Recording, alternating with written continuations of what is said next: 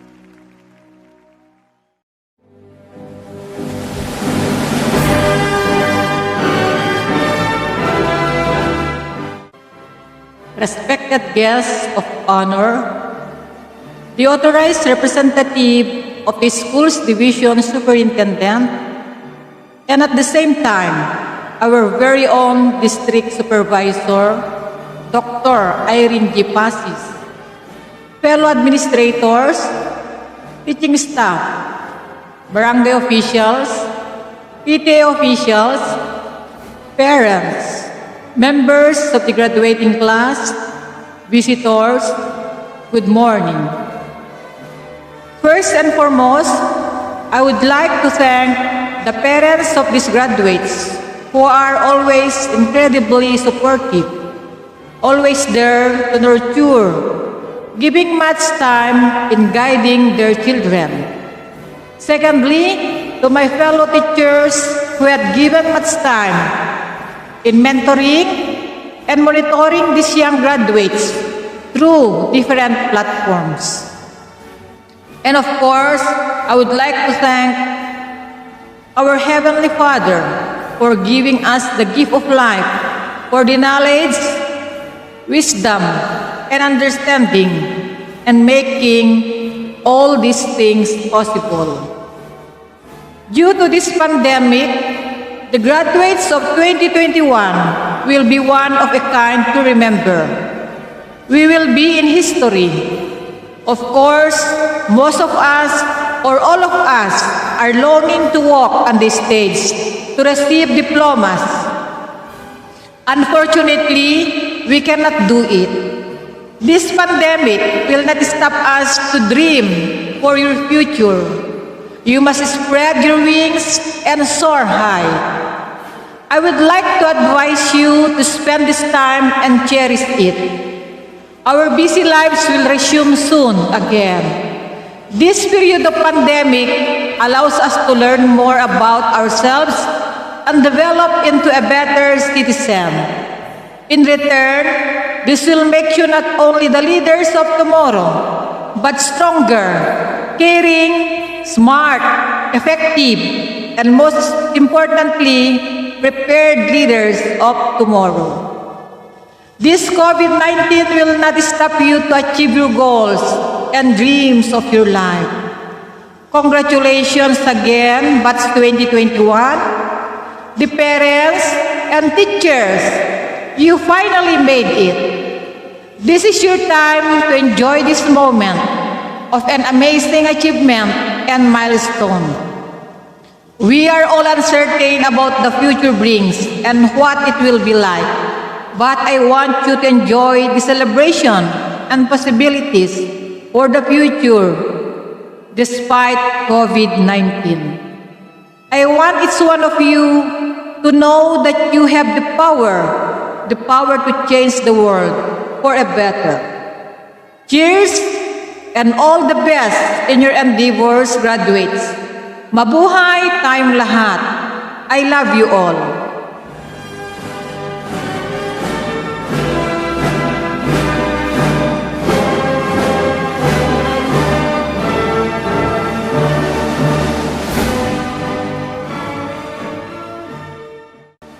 Honored guest speaker, the authorized representative of the school's division superintendent, and at the same time our very own district supervisor, Dr. Irene G. Pasis, school administrator, teaching staff headed by Dr. Emily Y. Ayap, barangay officials headed by Barangay Captain Ruben B. Montenegro, PTA officials headed by Mrs. Shaky A. De Ocampo, parents, fellow members of the graduating class, good morning. It gives me great pleasure and pride to have been chosen to welcome you in this graduation program. Today is a special because it is a celebration of our success in the elementary level. Therefore, let us enjoy the happiness that this moment brings. This is the day to thank the Lord for the wonderful gift He had given us in making all things possible. Due to this pandemic, we, the graduates of 2021, will be one of a kind to remember. We will be in history.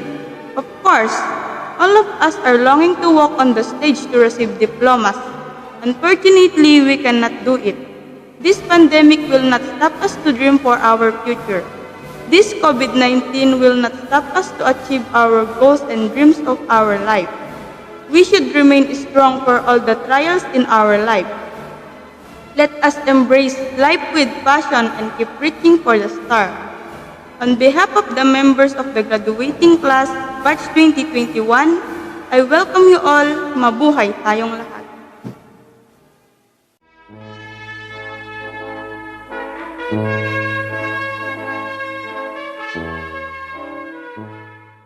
I have the honor to present to you the candidates for graduation of CANAYON Elementary School this school year 2020-2021, composed of 7 boys and 14 girls, with a total of 21. I hereby request our public school district supervisor to certify the completion of the requirements of these candidates. I certify that these candidates for graduation have fully satisfied the requirements of the K-12 Basic Education Program prescribed by the Department of Education for elementary.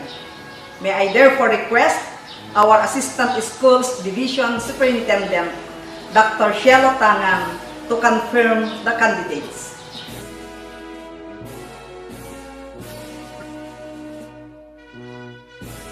By the authority vested in me as the representative of Honorable Leonor Magtolis Briones, Secretary of the Department of Education, through Orlando E. Manuel, Schools Division Superintendent, and having been presented by the school head and duly certified by the Public Schools District Supervisor that you have completed the basic requirements of the K-12 Basic Education Program prescribed by the Department of Education under the new normal, I now accept and confirm you elementary graduates of your prestigious school for the school year 2020-2021. Congratulations and God bless to you and to your parents.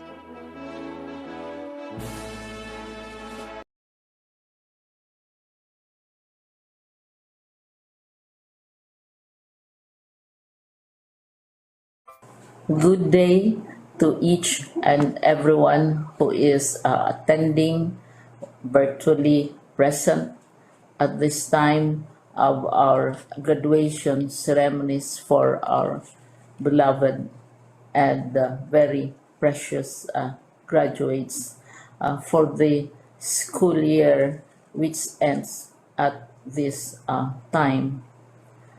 First of all, I'd like to greet the parents and family members without whose sacrifices, whose reminders, and whose participation in the learning process for our graduates have resulted in this culmination program.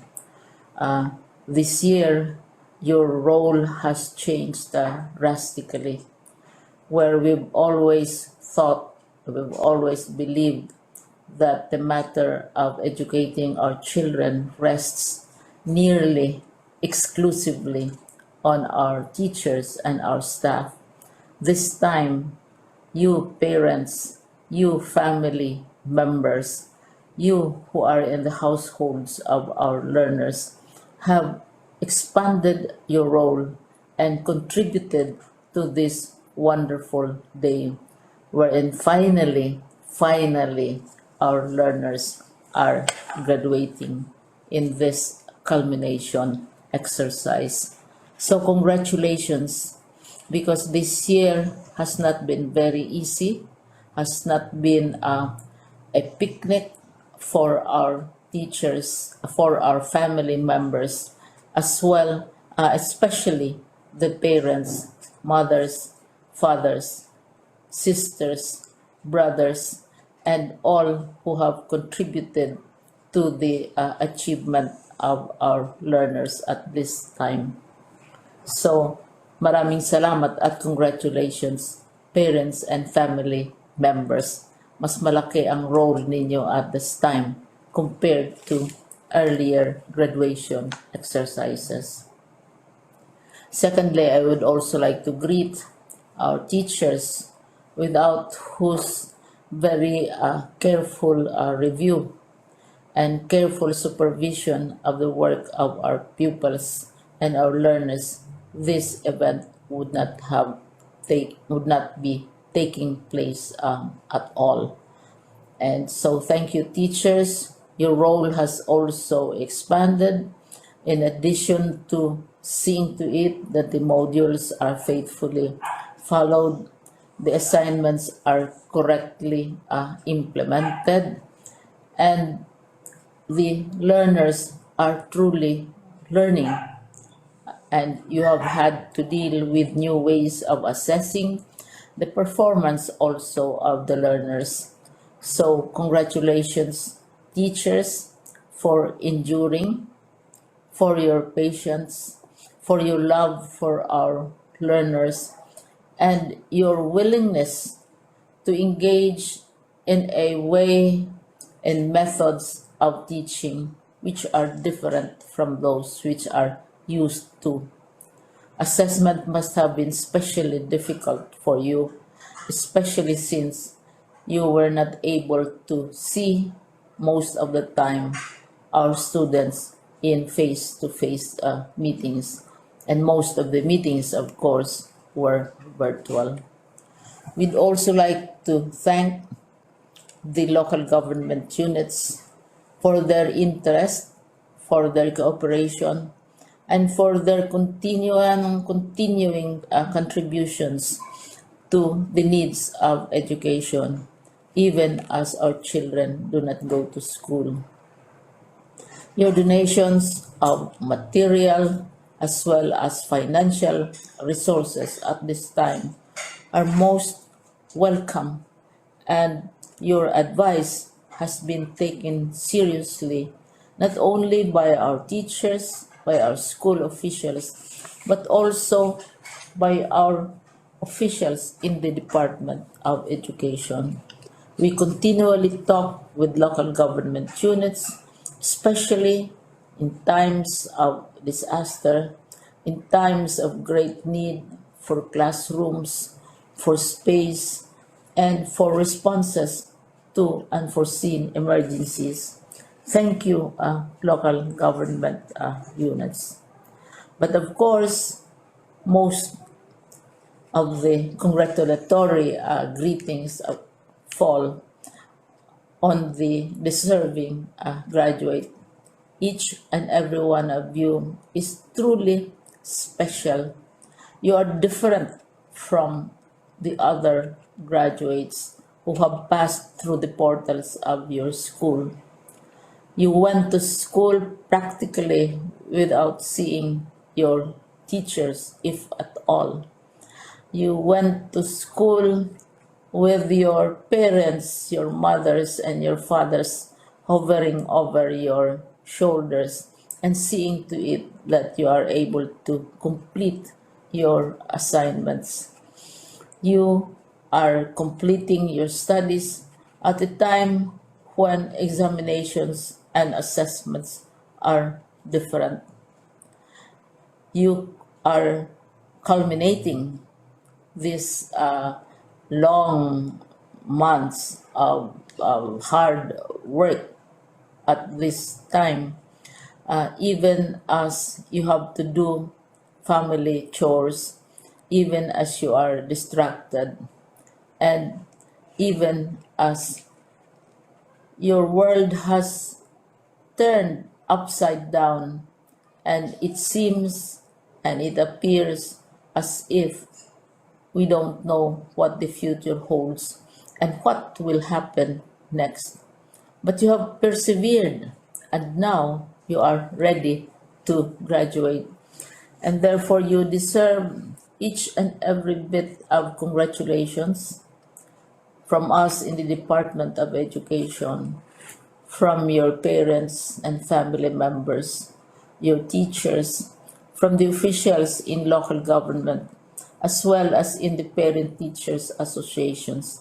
You deserve each and every single congratulatory pat on your back, each hug virtually, of course, and each greeting, which I am sure you are also receiving virtually. I don't know if you will remember this event many, many years from now. I have tried to recall myself who our graduation speaker was when I finished high school and when I finished my college studies. All I remember is that the graduation speaker was someone important, someone who was invited because that someone is supposed to give a message. What was more important to us graduates at that time was the excitement of the celebrations, the happiness and the joy of our parents, the sadness of parting from our classmates and from our teachers, and the enjoyment of all the graduation events that usually take place come commencement day. When I was a college student, we had a series of events which were designed to embed in our minds, which were designed to help us remember and not forget our days in college. We would spend one whole day going around the campus, visiting the classrooms, saying goodbye to our teachers, and sharing memories. We would have bonfires to say goodbye to each other. We had baccalaureate services where we committed ourselves to God and we prayed for guidance when we go out into the world. So many celebrations, and the speaker, of course, is the least important and easily forgotten component of the graduation exercise. Nonetheless, I will exert all efforts to share with you what I see are things or issues which a graduate should remember and recall. I have said that you are very special. You are very different. You are pioneering. There has been no other class like your class. There has been no other graduate like you as a graduating student because you are the very first graduate of the blended learning response to education in the Philippines. And so you ask yourself, what awaits you in the world outside? You can either work because the kind of curriculum you survived and underwent as a student will enable you to go to work if you wish to go to work.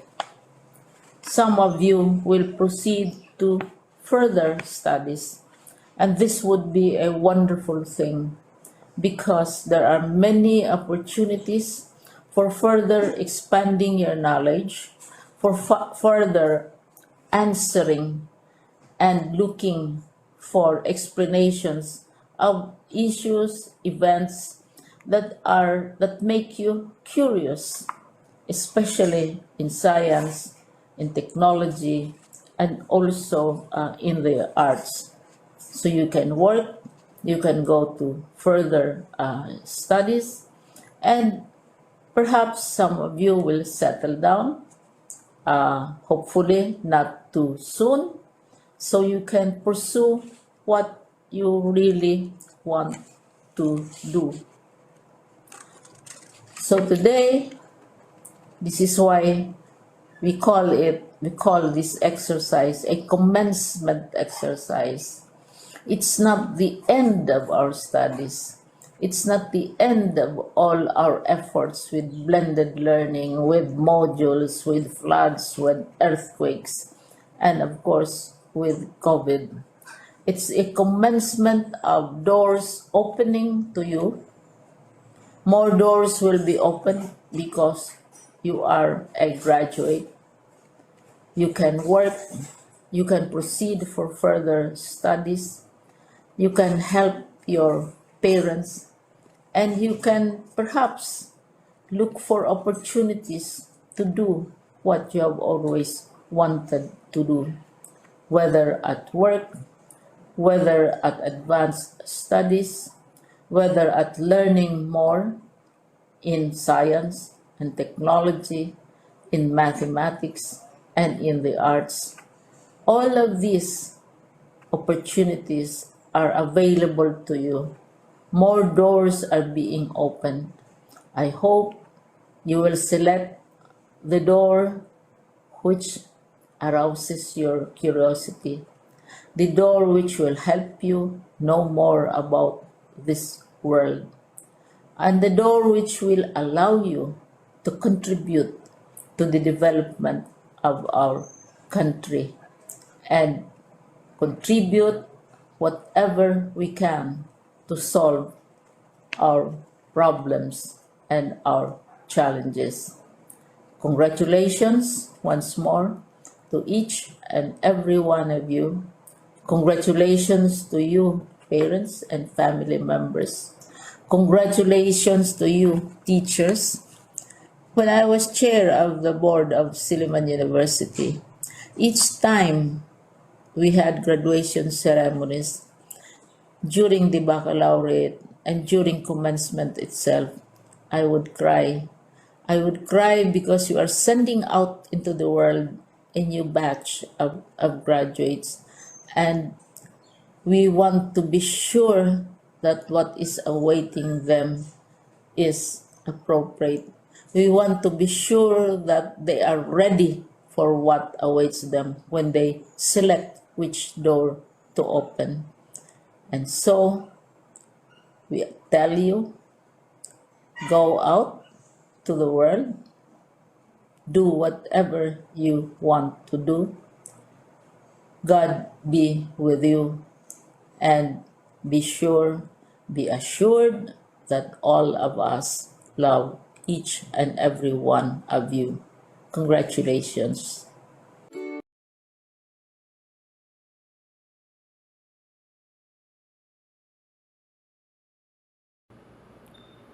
Congratulations to our most unique batch of learners for the school year 2020-2021.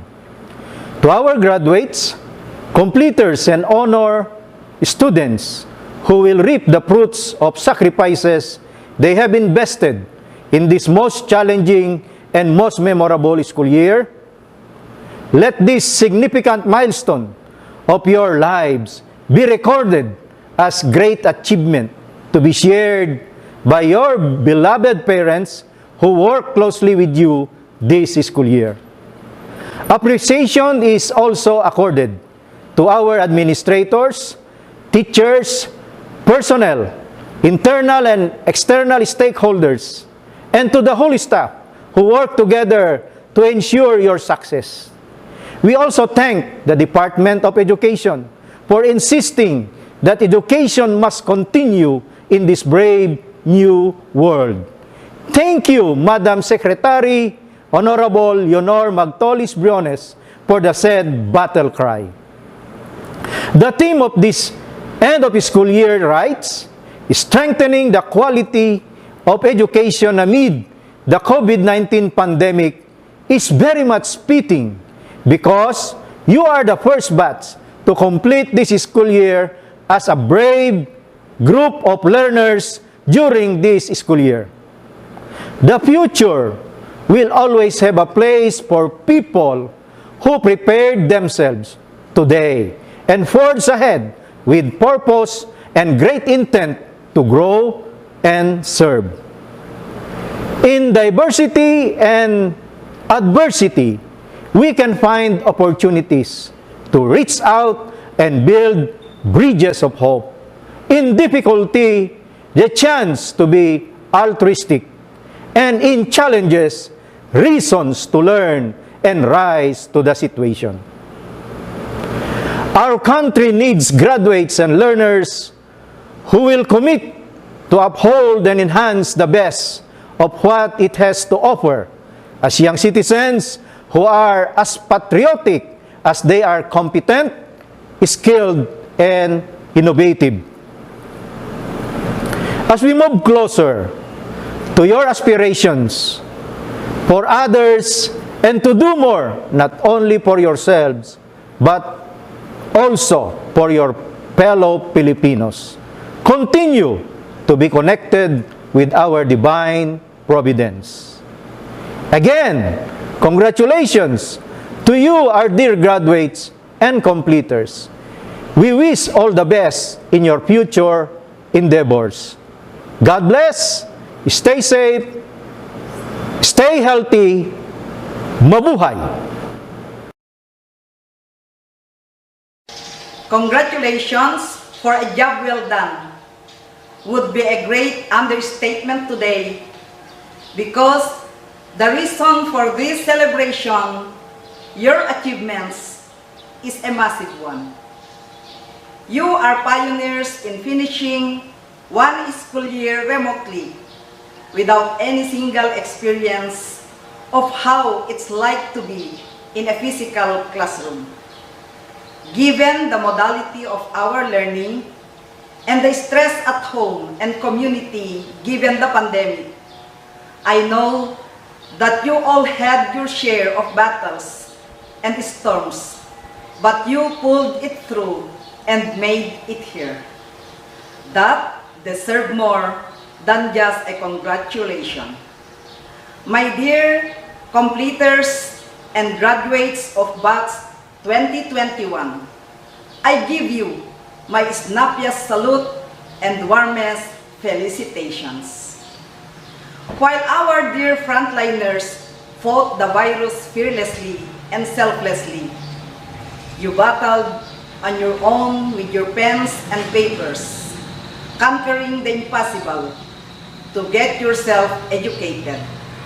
Now, I could agree with the great Nelson Mandela when he said, "It always seems impossible until it is done." I know that you have missed the chaos of your classroom, and that at some point, you were already growing tired of modules, assignments, and performances without a physical interaction with your teachers. Throughout the school year, we heard you cry for face-to-face modality, but we are sorry. We turned deaf because we wanted to keep you safe while learning. Many would say that the quality of education you have received this year has decreased significantly, but I hope they would see how much this academic year has taught you to become resilient, perseverant, and victorious. I pray that you have learned well its lessons on value of time and family management, responsibility, independence, adaptability, creativity, goal setting, and more. Lessons that are not printed in textbooks and modules, but are learned through life. May these lessons strengthen you as you go and enable you to win over life, no matter what. Again, my congratulations to you and your parents as well. They have become your mentors this year. Please take time to thank them and appreciate all the efforts and love they have given you. Good day.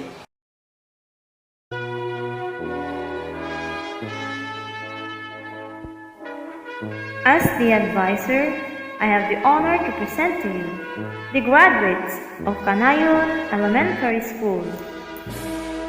Ancheta BJD with honors.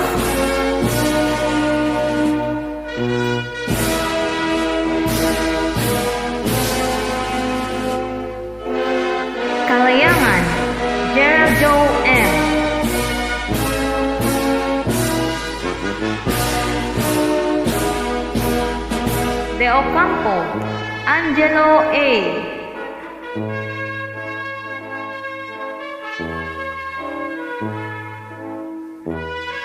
Guerrero, Biel Joshua A.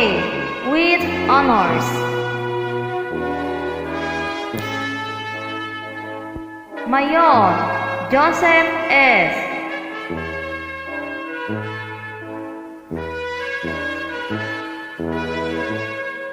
Padilla, Raven Earl V. with honors.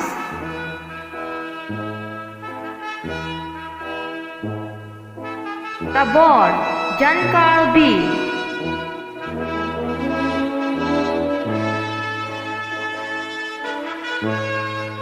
Agapito, Cherry N.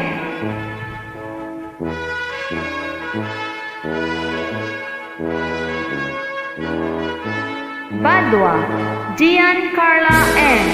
with honors.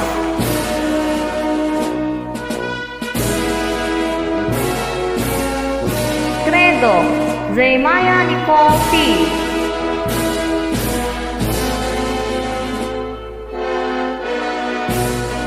De la Cuesta, Jean Nicole T.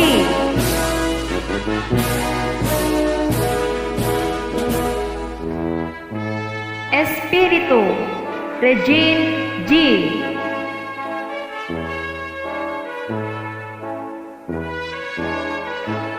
Gocalin, Julian Q.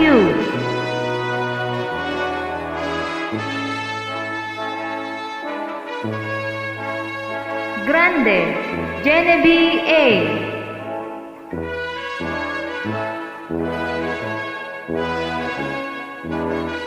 Ignacio, Janelle B. with high honors.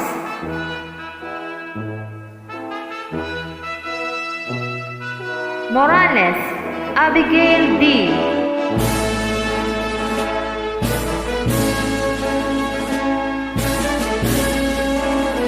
Morales, Zero Nicole P.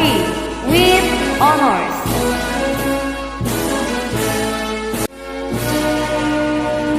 Obispo, Zephaniah Hill S. with high honors.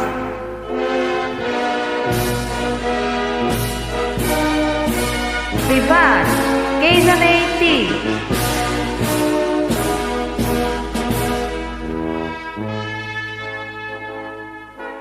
Valera, Najima D.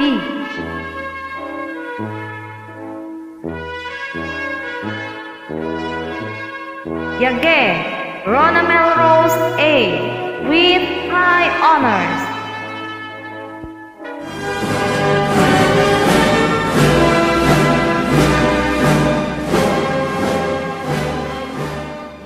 Sa aming kagalang-galang na panauhing pandangal, ang inatasang representante ng Schools Division Superintendent, Dr. Irene G. Pasis, ang aming butihing tagapamasid pampurok ng Abulog, mga kapitapitagang guro ng paaralang elementarya ng Canayon na pinamumunuan ni Ginang Emily Y. Ayap, Punong Barangay Ruben Montenegro, 10 ng kanyang miyembro ng konseho, sa aming mga minamahal na magulang, mga kapwa kong magsisipagtapos, magandang umaga sa inyong lahat. Isang karanasang hindi ko kailanman maibaon sa limot ang pagtayo sa ngalan ng Batch 2021. Sa kabila ng mga kakilakilabot na pagsubok, hindi lamang lokal kundi global na dala ng COVID-19. Hindi lamang katatagang mental, pisikal, social at emosyonal, kundi ang aming karapatan at pangarap ang nasubok sa punang kabuuan ng ating pagkatao bilang mga anak. At sa inyo rin aming mga magulang, guro at tagapamuno. Salamat sa poong may kapal at narito po tayong lahat ngayon sa araw na ito upang matunghayan ang ibinunga ng aming pagsusumikap at pagpupunyagi sa aming unang 6 na taon sa elementarya. We salute you and honor you, our dear parents, teachers, and leaders. Beloved parents, thank you. From us, your children, we would love to echo this proverbial verse to you. Train up a child the way he should be, and when he grows old, he will not depart from it. You never failed us, and please continue to never fail us in your parental roles, especially your love and guidance spelled into constant sacrifice. Thank you, and we love you. Our dearest teachers and educational leaders, may I quote what Henry Adams once said. A teacher affects eternity. He can never tell where his influence stops. Truly, despite the remarkable challenges of the new normal and modalities of teaching, you never abandoned us in the dark.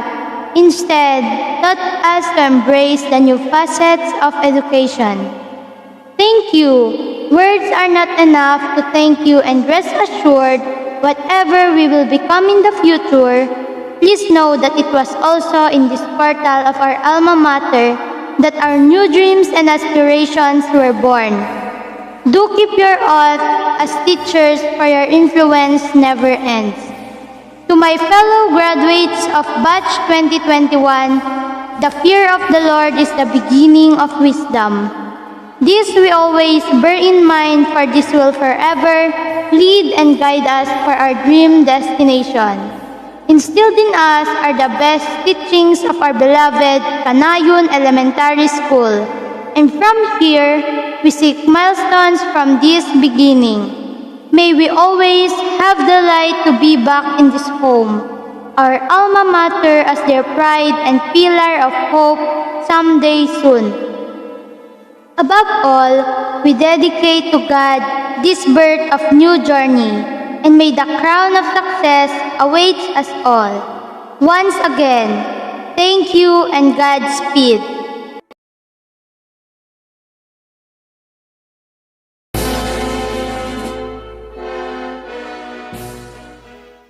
The task of introducing a guest speaker is a privilege. I know this one is difficult, but the thought that she is a woman of beauty and brave. I feel so elated to introduce her to everyone in this graduation program. Her life is not an accident. Her birth was not a mistake or a mishap. It is not fate nor chance, nor luck, nor coincidence that she is breathing at this moment.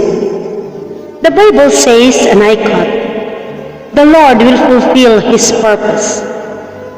Our guest speaker was born for a purpose, a living idiom of a woman who happened to be born at the right time and at the right place. It was not surprising that she is of what she is now. She's happily married to Mr. Rafi Camacho, a registered nurse and at present working at Disaster Risk Reduction Management in Tuguegarao City, province of Cagayan. They were blessed with one child, Zion Frey. Our guest speaker is the only daughter of Mr. Camilo M. Morales, a seafarer, and Mrs. Juliet A. Morales, Master Teacher 2 of this school. She was born on March 4, 1996 at Canayon, Abulug, Cagayan.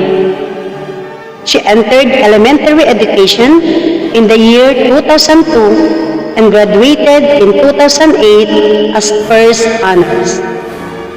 She pursued her secondary education at Florencio L. Vargas College, Abulug campus, and graduated as class salutatorian. She took the University of the Philippines entrance examination and luckily passed it. After graduation, she then enrolled at the University of the Philippines, Baguio City, and took up Bachelor of Arts in Social Sciences, major in History, and minor in Political Science. She graduated in this institution in the year 2016. After graduation, she worked at the City Disaster Risk Reduction Management Office at Tuguegarao City. While working, she earned her units in Bachelor in Secondary Education at St. Paul University, Tuguegarao City on June 2017 and luckily passed the licensure examination for teachers on September 2018. Due to her ambition to become a public servant, she took the opportunity to apply at the Bureau of Jail Management and Technology and undergone rigid trainings with her enthusiasm to reach her dreams. She left her family, then went to National Jail Management and Technology Training Institute at Camp Brigadier General Vicente Lim, Barangay Mapayapa, Calamba, Laguna. Luckily, she met all the requirements and got her permanent position on July 1, 2019.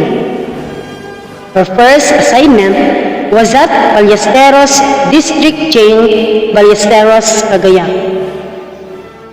After 5 months working at BJMP Ballesteros, she was transferred and presently assigned at the Cataran District Jail, Cataran, Cagayan.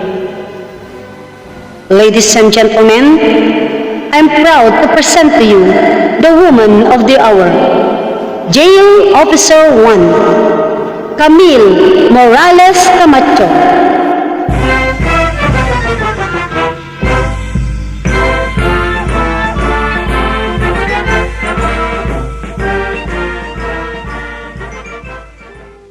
The authorized representative of the school's division superintendent, at the same time our vibrant public schools district supervisor, Dr. Irene G. Pasis, equally vibrant school administrators, teaching staff headed by Mrs. Emily Y. Ayap, barangay officials headed by Barangay Chairman Ruben B. Montenegro, PTA officers headed by Mrs. Shaky A. De Ocampo, parents, graduates, visitors, ladies and gentlemen, good morning.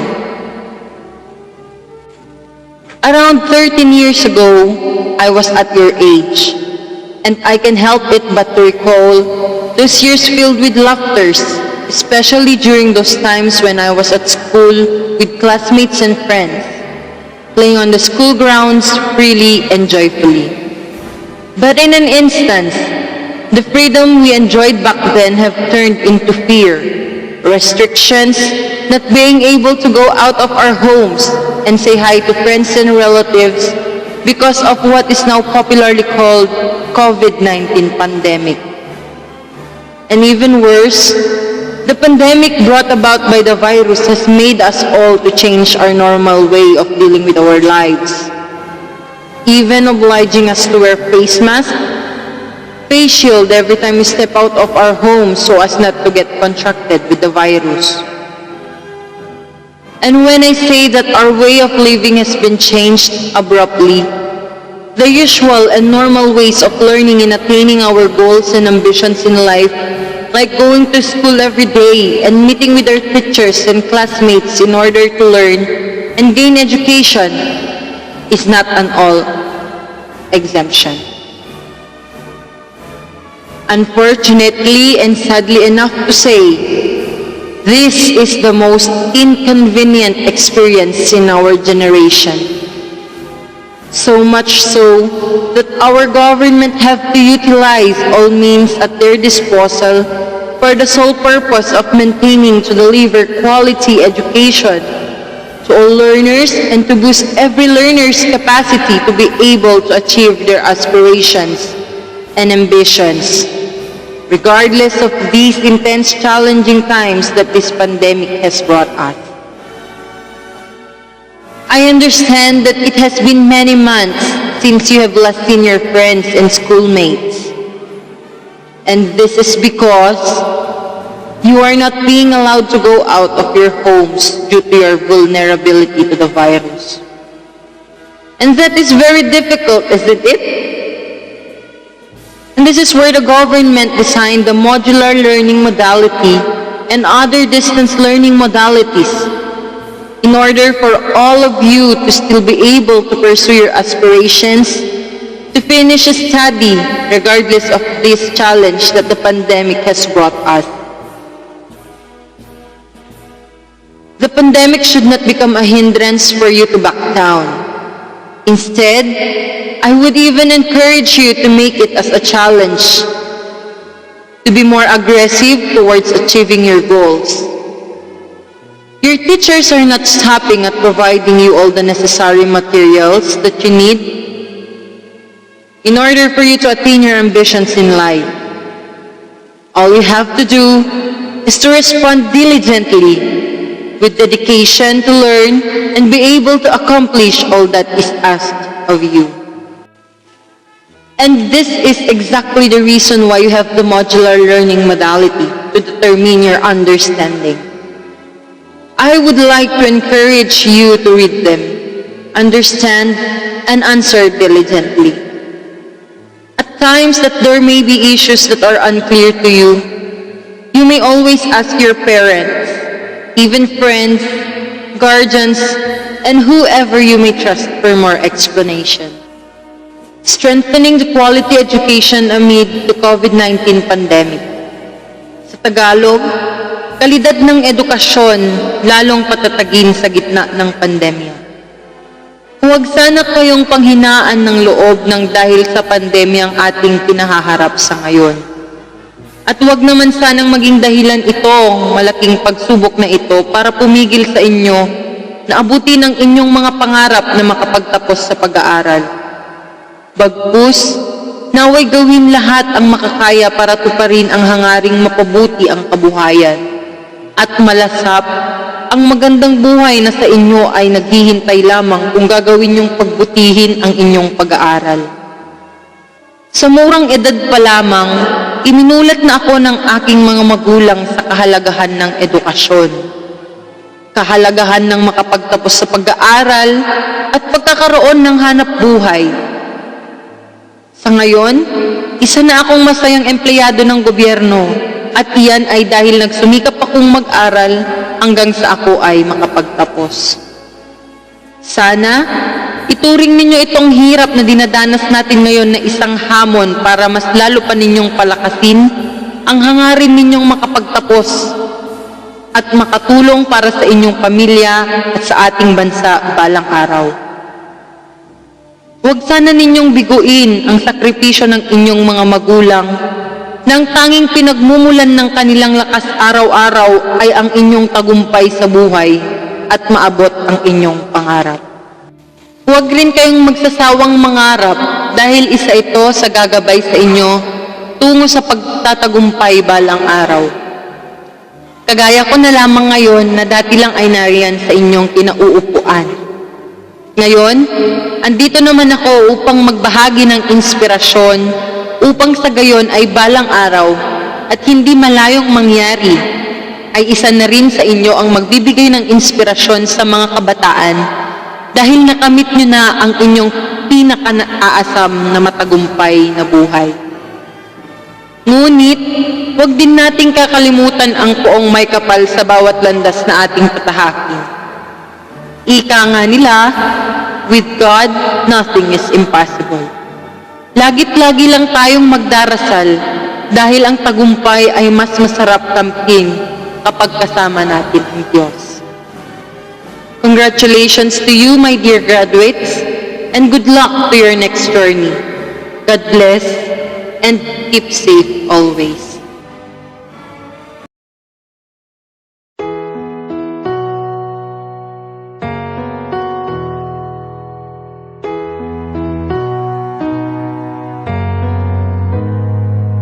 We might not be walking across that stage with the cameras flashing.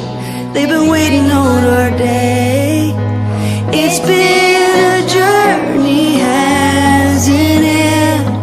I wouldn't trade a moment. No, I wouldn't change a moment. I'm who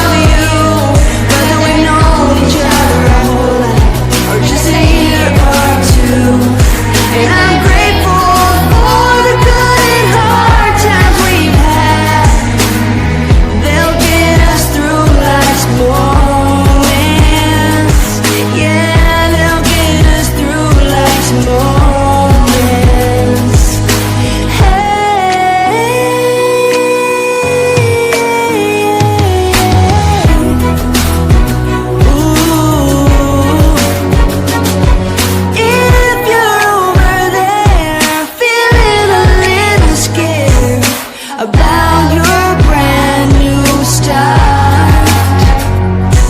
Don't get discouraged, keep showing your courage, 'cause that's who we are. I'm who I am because of you. Whether we've known each other our whole life or just a year or two, and I'm grateful for the times we'll never forget, so we can be in this moment,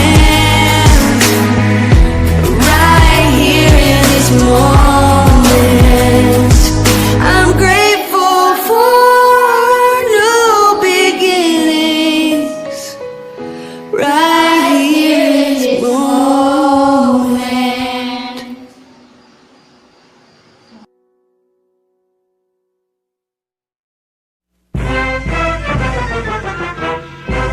Guest speaker, guests, teaching staff, barangay officials, PTA officers, parents, graduates for the recessional.